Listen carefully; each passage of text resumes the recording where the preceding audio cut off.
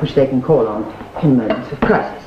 Say you've forgotten to do one more dish and you really feel a bit guilty about it because you think there's not quite enough for everyone.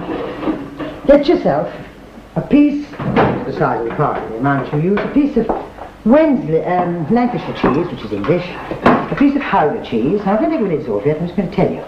And then slice them up into little pots like these. In about half an hour, at gas marker half, or 3/4 of an hour at most, they fondue themselves. And all you have to do, may we have some bread please, Peter? All you have to do is to have bread or biscuits. Look at this lovely glue. Thank you, my dear. Now, these are moments, darling. This is one of our labour-saving things. You see, 6 cupboards, 4 cookers. Cupboard on either side, saucepans on their rails, sort of coat rail things which we pull out, everything to hand. I'm just getting lazy in my old age. And now look, just take it, pile it onto your pieces of bread, or dip the bread in if you want to, and you have a fausse fondue or phony fondue, which tastes super. I've got no time to eat it now, so I'll leave that to meet again and take you back again here to what is last, but by no means least. Can I have some? Oh, I'll use this one. No means least. And it's called crème de camembert or camembert cream. Once again, it's not difficult. Look, here is one which I've taken out of its classic box. And what you must do before you begin is to scrape off the chalk. Well, knowing that this takes rather a long time, I've only left one corner here which isn't scraped off. And then the rest is ready for me to do. Now this you do 24 hours before you're going to make it. You put it, oh, I won't put it in there. Yes, I will. You put it into a container like this. And if you look, I'm going to put mine in there. If you look, you will see that here, I've got the one I put in 24 hours ago, practically on the point of collapse. I'm going to take it out. Because it's been sitting for those 24 hours in a covering, just a mean covering of inexpensive dry white wine. But being me, as you know my children say about my French heart, closer than a dead heat, I don't throw the wine away. I keep it in a bottle with a cork on if I've got another one to do. In this case, straight away.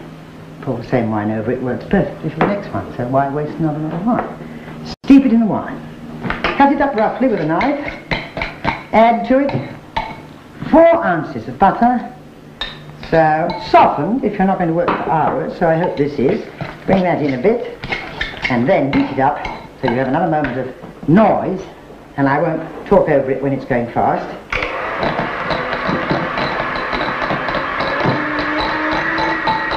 That'll do me. Now I can turn it down sufficiently for it to beat for a moment longer and we can actually talk.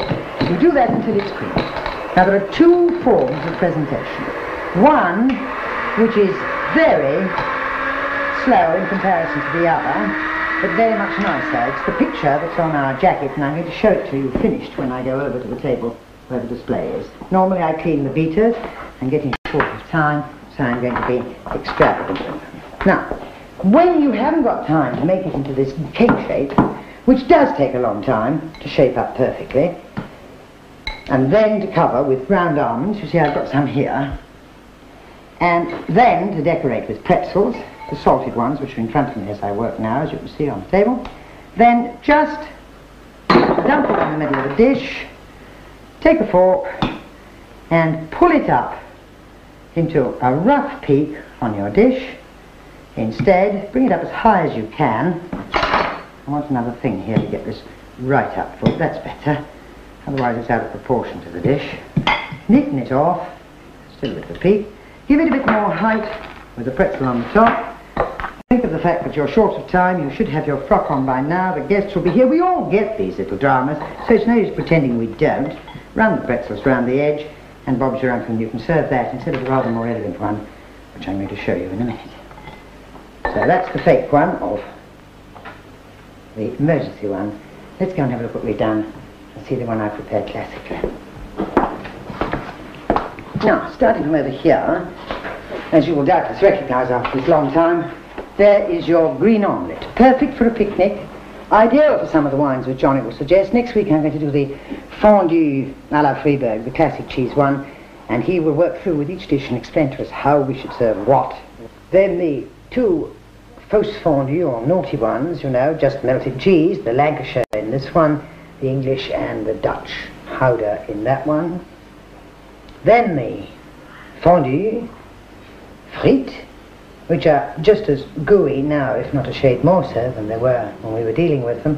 And these, if you're having them for a supper dish, you'd serve two, or for a cheese course before the pudding, or for the main course, then one, or you can make smaller ones for your cheese and wine party if you prefer. And here the little quick emergency version of the cheese, camembert cheese cream, and this one, the classic one, which we've shown you on the cover of the booklet with all the recipes in, with the pretzels all the way around the edge, and the pear meeting in the centre, and the ground almonds covering the neat gâteau shape. Next week I have the classic fondue to do, and the equally classic cheese board, and then Johnny will talk to us, and I will ask him questions for you on all the different wines of modest price which he suggests his team well with our food suggestions. It's been lovely being back with you. Thank you so much for watching, and I hope I have the pleasure of having you with me again next week.